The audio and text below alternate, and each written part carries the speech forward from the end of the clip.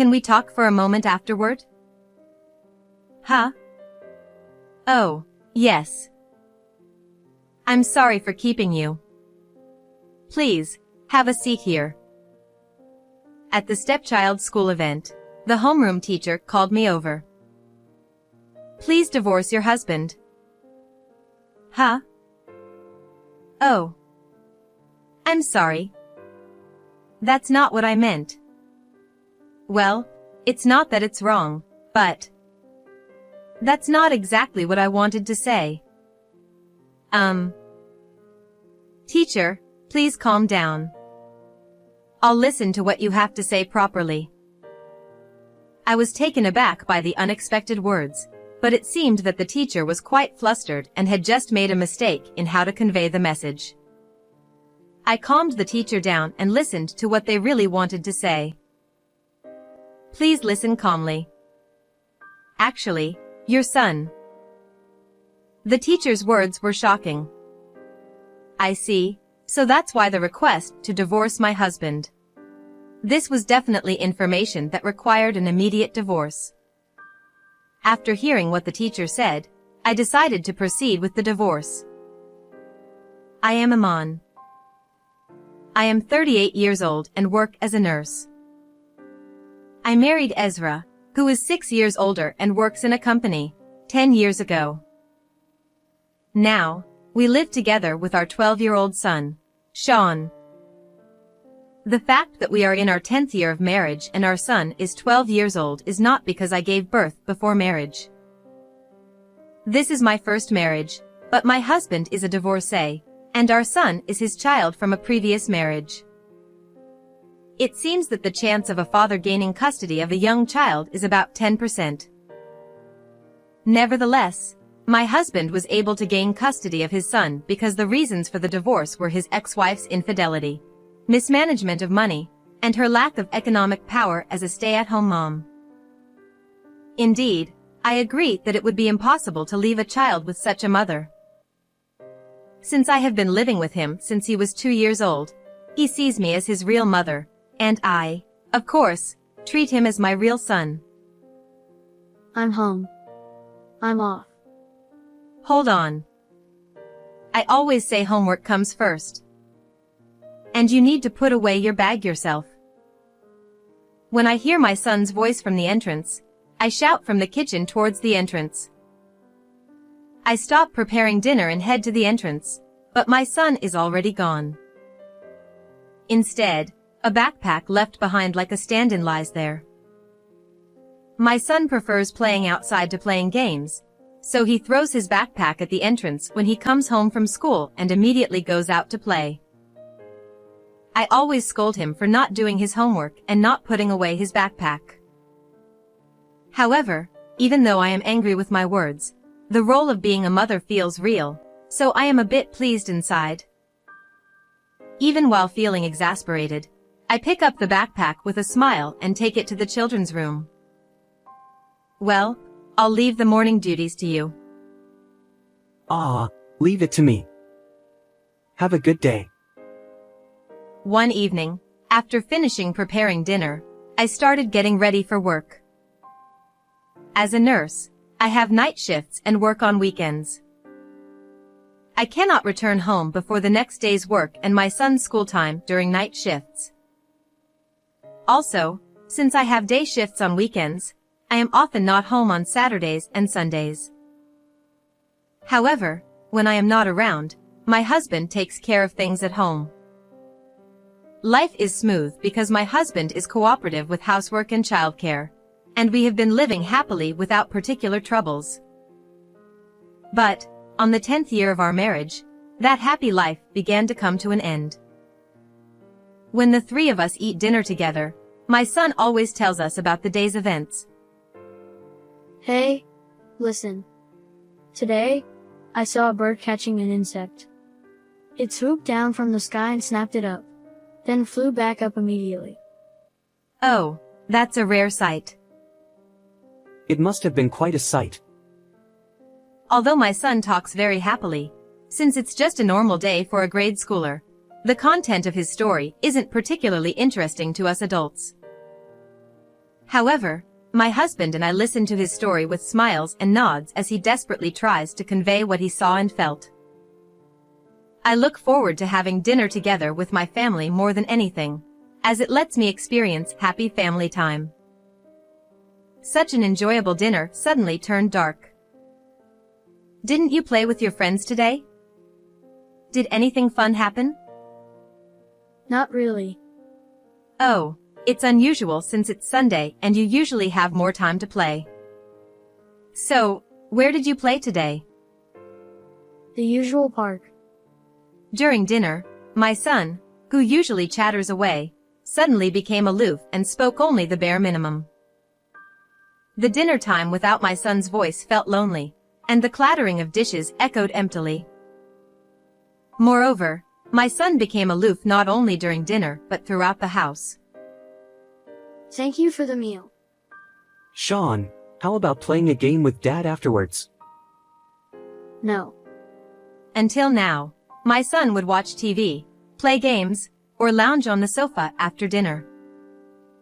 But now, he immediately retreats to his room as soon as he finishes eating. My husband and I were worried about the clearly changed behavior of our son. I wonder if something happened at school with Sean? I don't know. He doesn't seem to dislike going to school, and he always goes out to play immediately after coming home from school. Then it doesn't seem to be about school or friends. Maybe it's something to do with studying. I can't say for sure at this point. No matter how much my husband and I discussed, we couldn't find an answer. But asking our son didn't resolve the issue either. You've been quiet at home lately. Did something happen? Not really. I see, then that's fine. My son didn't tell me anything. By the time he is in the 6th grade, it is natural for him to have things he doesn't want to share with his parents. However, he had always talked about everything with excitement before. Therefore, being dismissed with just a "not really" from my son felt like a pain, like a nail hammered into my chest. I wanted to press him for a reason, but I thought that being too persistent might have the opposite effect. So, I decided to watch over him for a while. 10 days after my son's behavior changed. Hey, listen. Today, the teacher forgot her textbook in the staff room during class. I wonder how she planned to conduct the class. The homeroom teacher is quite young, right? It must be tough for her. You shouldn't laugh at someone's mistakes. My son, holding a bowl and chopsticks, continued talking without putting food in his mouth. His mood gradually improved after about a week. It seemed that the change in his behavior was temporary, and relieved, I listened to his stories with a more cheerful expression. Although I didn't know the reason, I felt relieved thinking that the problem was resolved. However, it seemed the improvement in my son's mood was temporary. Since it's Sunday, you must have played a lot today. Did anything fun happen? Not really. So, what did you do today? Played soccer. After a few days, my son became aloof again. The words from my son, which felt like being pushed away, caused my chest to hurt again like being hammered with a nail. Just like before, I lightly asked for a reason. You've become quiet again. Did something happen? Nothing. My son slammed the door at the entrance with more force than usual and went to school. My husband, who happened to be leaving for work, seemed to have watched our interaction from behind. It'll probably go back to normal after a while. Do you think so? This time he responded more strongly than before. Is it going to be okay? The 12-year-olds now are different from when we were 12. Sean is much more mature than we think. So, treating him too much like a child might backfire. Let's keep watching over him like before. My husband put on his shoes and went to work without hurrying. Although my husband said it's okay to just watch over our son, I felt that something needed to be done. I didn't have a particular reason. If I had to mention one, it would be a mother's intuition. However, while I thought that something needed to be done, I also agreed with my husband's point that treating our son too much like a child wasn't good. I was troubled about what to do and felt my body lighten a bit when I decided on the next step as I tilted my head and returned to the living room. When I returned to the living room, a notice about a class observation left on the table since last night caught my eye. That's right. I should talk to the homeroom teacher during the class observation. Since I only knew about my son at home, if I could find out about him outside of home, it might give me some hints for solving the problem. Feeling a bit lighter now that I decided what to do next from a state of not knowing what to do, I felt a bit relieved. On the day of the class observation, my husband couldn't take a day off from work, so I went to the class observation alone. When I arrived at the school, I headed to my son's classroom with familiar steps, as I had attended every class observation before. Children's reactions during class observations vary. Some children turn around in their seats, smile, and wave at their parents, while others continue to face forward shyly. My son glanced at me from time to time. All right, we'll start the class now, although the back of the classroom is also interesting. As soon as the homeroom teacher entered the classroom, the children who had been turning around all faced forward. This was the first time I saw the homeroom teacher's face, as there are no home visits from the school, and this is the first class observation for my son in the 6th grade. The homeroom teacher, standing in front of the blackboard with something like an attendance book on the desk, looked dignified but, as my son had said, was quite young. She appeared to be in her mid to late 20s. It seems that the popularity of young teachers remains unchanged, as even now, my son's homeroom teacher is beloved by the children and is addressed not by her surname but as Miss Natasha. Today, while part of my purpose was to observe my son's class, I also aimed to speak with Miss Natasha. After the class observation, I attended the parent-teacher conference. Since the homeroom teacher would also be present, I planned to approach her personally after it concluded. Well then, I'd like to bring this parent-teacher conference to a close. When the conference ended, I wanted to speak with the homeroom teacher before she left or other parents approached her. I was slightly conscious of the surroundings and, pretending not to be in a hurry, approached her quickly. However, before I could speak to her, the homeroom teacher called out to me. Do you have a moment after this? Oh, yes.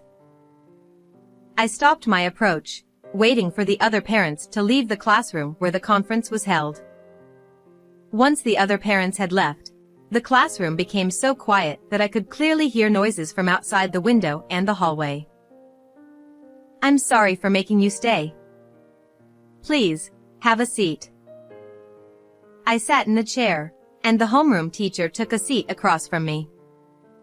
While she appeared dignified during the class and the conference, up close, she still seemed quite young. As I looked at her, she wore a worried expression, like a student anxious about their exam results. She also seemed a bit fidgety, as if she were holding in the need to use the restroom. It was clear that the homeroom teacher was trying to say something difficult about my son.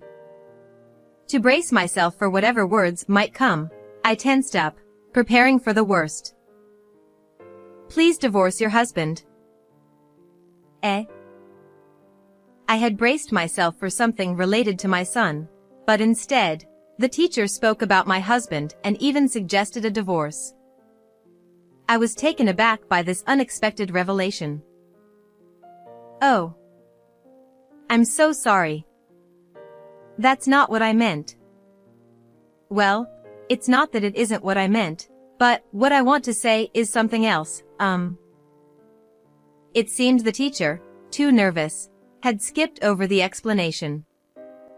Her face turned red, sweat beaded, and she displayed an anxiousness I'd only seen in cartoons, her hand on her chest, scratching her head. Even though she was a teacher, she was still quite young. Please calm down, teacher. I will listen carefully. The teacher took a deep breath and tried to compose herself. It seemed that what she had to say was very difficult for her. Please listen calmly. Actually, your son, Sean. The teacher needed to calm down. Her words were so shocking that I had no space in my mind to even think of responding. I began to understand why the suggestion of divorce was linked to this. Indeed, it must have taken considerable courage for her to speak up as a teacher. Her anxiety and agitation were understandable. I thanked the teacher for her courage and resolved to divorce my husband. Before confronting my husband with the divorce, I needed evidence. Since the teacher had heard from my son, I planned to gather more detailed information from him, which might provide the clues I needed. However, given the sensitive nature of the information, it would be too emotionally taxing for my son to discuss deeply. It had already been proven that this would be too much of a burden. It can't be helped. It's honestly unpleasant, but I'll have to catch him red-handed. I decided to suppress my anger until it was time to execute my plan and continued with my daily routine as usual. What did you learn at school today? Nothing much. It can't be nothing much. Stop dragging this out and eat quickly. The dishes won't clean themselves. Sean, you went out to play again without doing your homework, didn't you? Eat quickly and do your homework. Okay. After finishing his meal quietly like a monk, Sean went straight to his room. For the past few days, I had been assisting him to stay in his room as much as possible. Although we hadn't discussed anything, it seemed Sean sensed my assistance. Consequently, only my husband remained oblivious. As you said, Sean's mood hasn't improved much. It used to be about a week, but now it's been nearly 2 weeks. Yes. But it wasn't your idea? Sean is more mature than we think, so let's not treat him like a child. I agree, and let's observe a little longer. Is that really okay? My husband looked troubled, questioning whether our approach to Sean was truly correct. However, I wanted him to continue observing Sean as he was. In fact, I preferred him not to change his approach. As I washed the dishes, I silently wished for nothing to change, sending my unnoticeable intentions towards my husband. Whether my intentions reached him or not, the days passed without any change in my husband's behavior. Well then, I'm heading to work. Isn't today a day off after the night shift? There was someone at work who wanted to see the children's club match, so I swapped shifts. Since it's a daytime shift, I should be back around 7 p.m. as usual. Oh, and since it's Sunday, please take care of Sean's lunch. He'll probably eat and then go play, so feed him early. Got it. Eager to leave the house, I quickly put on my shoes and left. Although I told my husband I was going to work, it was a lie. I stopped after turning the first corner, hid, and kept watch on the house. I had packed bread and water in my bag to endure a long wait. Observing the house, I felt like a detective on a stakeout. About 4 hours into the stakeout, Sean came out of the house and ran energetically in the opposite direction from where I was. Now the real stakeout began. Although I didn't need to watch until Sean left, I had to keep an eye out for any irregularities like Sean leaving early or my husband going out. So I stayed vigilant. Having spent 4 hours already, I thought it might be tough, but my obsession made the wait bearable. 1 hour after Sean left, the situation finally began to shift. A young, attractive woman appeared from the direction Sean had gone. She looked younger than me, perhaps just over 30. When she arrived in front of our house, she entered without ringing the doorbell. How lucky to hit the jackpot on the first day. I had been waiting for this woman to come to our house. I had an idea of when she would arrive, but it wasn't guaranteed. Thus, I had prepared to stake out for as many days as needed until she arrived. Fortunately, it seemed I had drawn the lucky card on the first day. Confirming the woman had entered, I approached the house quickly, even though I didn't need to crouch down. The bedroom window visible from the right upper corner of the front door was the couple's bedroom. Once I heard a sound from inside, it would be my signal to enter. I closed my eyes as if meditating, focusing on the bedroom window to catch any faint sounds. After about 10 minutes, I heard a small door slam from the bedroom. It was strange how I felt I could hear voices clearly despite the distance, now that I was certain someone was inside. Already? If you don't hurry, the child might come back. Hearing what seemed like this conversation, I decided to enter the house. I quietly opened the front door, trying to make as little noise as possible, and slowly set down my bag, quietly removing my shoes. Once inside, I headed straight for the second floor. The stairs creaked slightly underfoot. Though not loud enough for my husband to hear, the small sounds were disturbing to me. Once on the second floor, I knew that even slight sounds might be noticed, so I carefully advanced on tiptoe to the bedroom door. Upon reaching the door, I listened again. Inside, I heard voices that I didn't want to hear. Disgusting. I wanted to avoid this method, but, well, it can't be helped. I placed my hand on the bedroom door, deliberately clearing my mind to let emotions take over. Hey! What are you doing? I flung open the bedroom door with such force that it almost broke.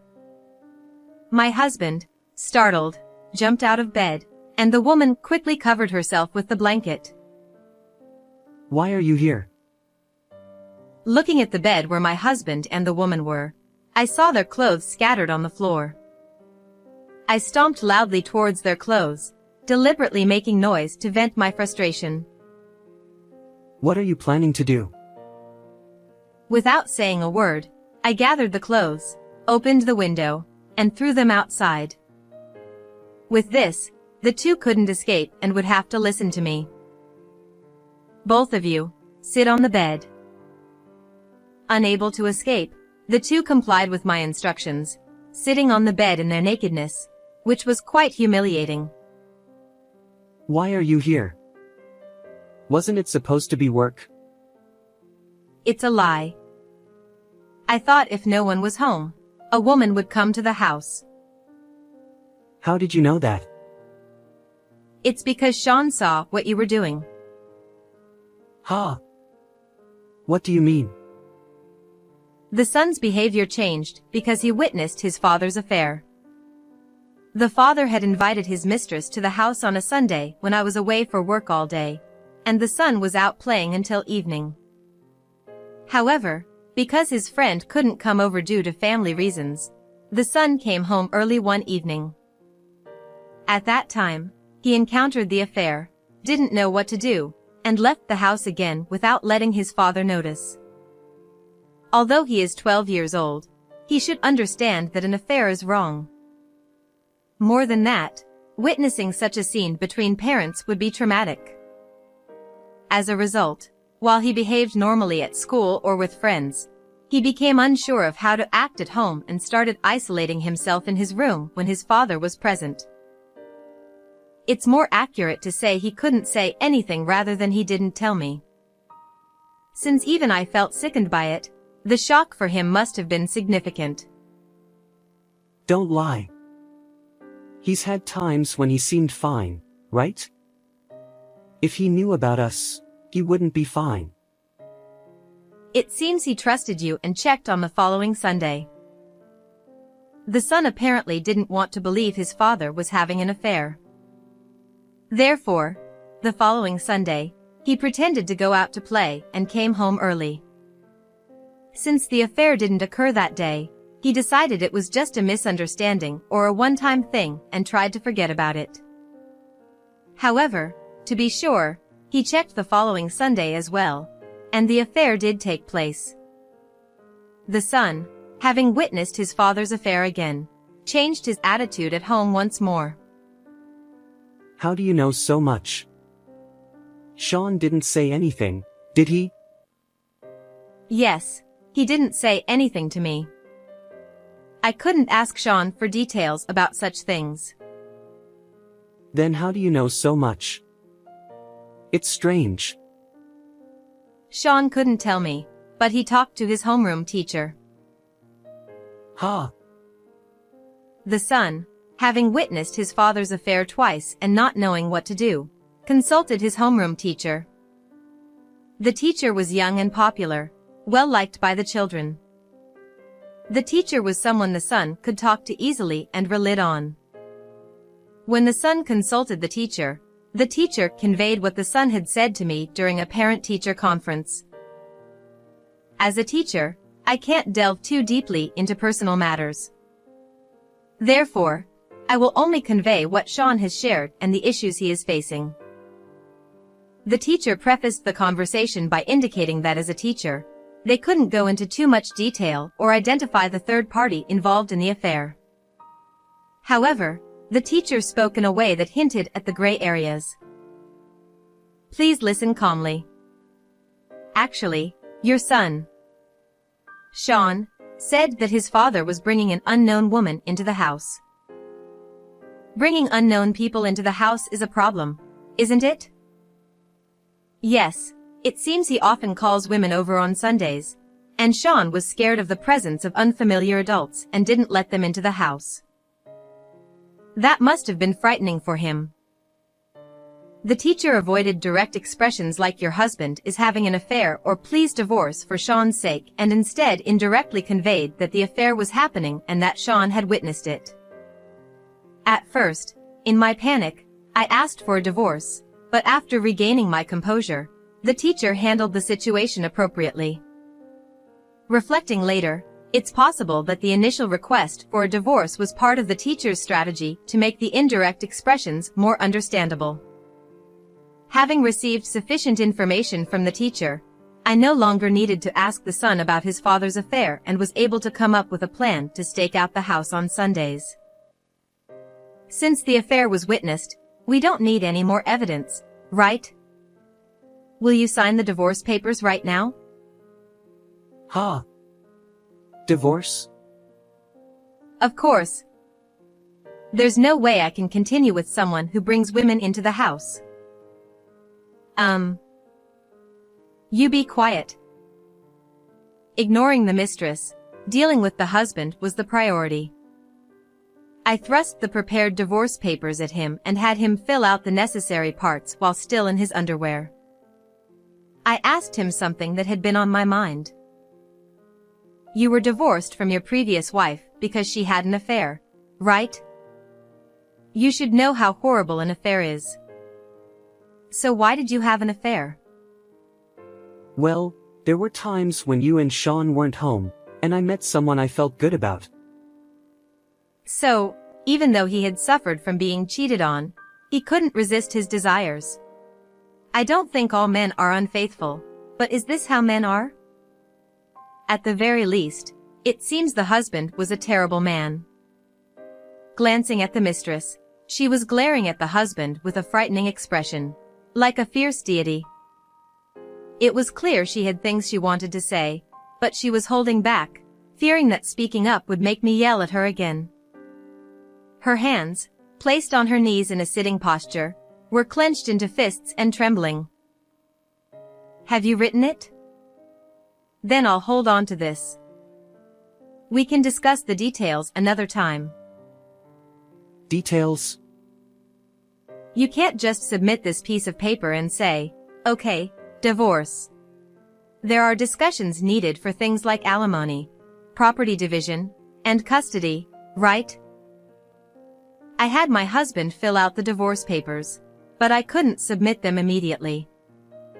Even so, having him fill out the papers was to keep evidence that he also intended to divorce, just in case. That's right. Discussions are necessary. Ha! Custody? What's that about? There's no way I can leave Sean with you. Sean is my child too, you know. He's also my child right now. I plan to leave things to the lawyer from here on, so please be prepared for that. I'm leaving the house now and won't be back until evening. So can you and Sean move out before I return? Why should we move out? We should discuss that too, shouldn't we? What about Sean? I can't keep him with you.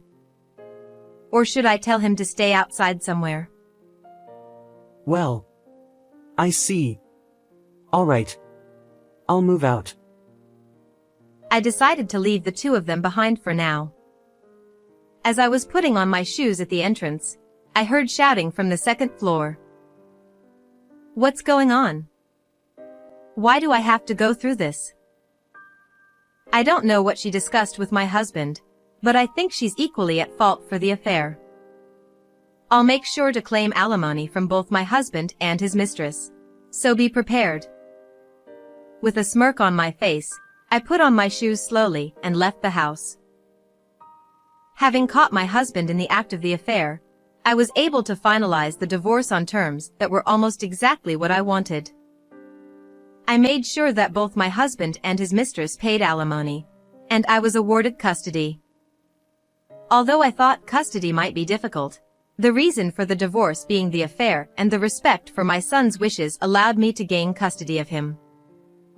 The lawyer prepared the necessary documents for the divorce, and I could have asked the lawyer to submit them, but I wanted to submit them myself as a form of closure. After receiving the documents from the lawyer, I submitted them immediately. I felt a sense of satisfaction as if I had delivered the final blow to my husband, which made me feel a little better. After the divorce, it seems my husband broke up with his mistress. There's no way I could stay with someone who caused such stains in my life, like the naked sitting in alimony from the affair.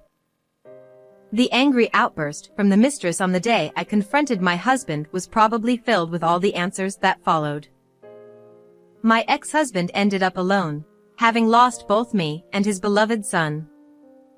This experience must have made him realize that having an affair is bad, whether one is the perpetrator or the victim. My son and I moved out and are now living in an apartment. My work schedule is irregular, which caused some anxiety about living with my son, but he is about to start middle school and understands that we need to live together from now on. As a result, he has started helping with simple cooking, cleaning, and laundry. He is much more mature than I thought, and now seems like a little husband. There was a period when I worried about his mental state due to the shock of witnessing his father's affair. However, after the divorce and separation from his father, he quickly returned to his usual bright self. He also seemed to understand that I was trying to keep his father and him apart as much as possible in the house. Knowing that I was on his side helped him maintain his mental well-being.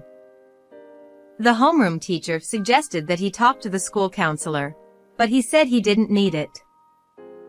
I also think he doesn't need it now, judging by how he is. I'll continue to support him as a mother to ensure his smile never fades. How did you like this story? Please don't forget to subscribe to the channel.